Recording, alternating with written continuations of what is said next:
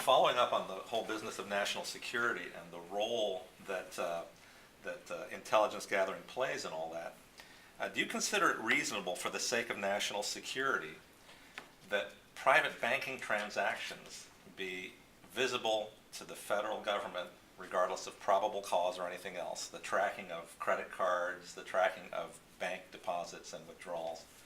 Do you consider that a necessity in this national security environment? This one goes to Mo first.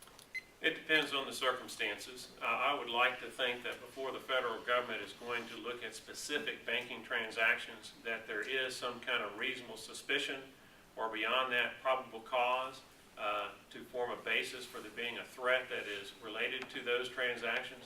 I don't have a problem with the banking industry keeping track of all of those transactions so that the federal government determines that there is a need. If our intelligence services determine that there is a need to start looking at a particular set of transactions, that they have those available. Now, do I like it? No, because I don't like the infringement on privacy rights. But at the same time, if we're going to fight a war on terror, there are some tools that we have to empower our intelligence services with, and that's one of them. Congressman Griffith. Well, I think banking is an interesting word nowadays, in the sense that we used to think of it as banking meaning United States banking. There is no United States banking any longer; it's all international. So it's the flow of information. We saw a 1,000-point drop in the Dow. Could have been a terrorist activity in that. We're seeing the banks in Switzerland.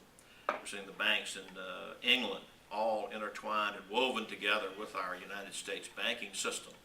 So I think if there's a ticking time bomb there, and the United States feels like its security is threatened, and it can be saved, or an attack can be thwarted with information, with just cause, I think in an international banking situation, we may want to access information. The privacy of the individual, though, is paramount in America, particularly in banking. It's absolutely essential that our large banks be held accountable for what information they are allowed to sell, disperse, or access as far as our private citizens are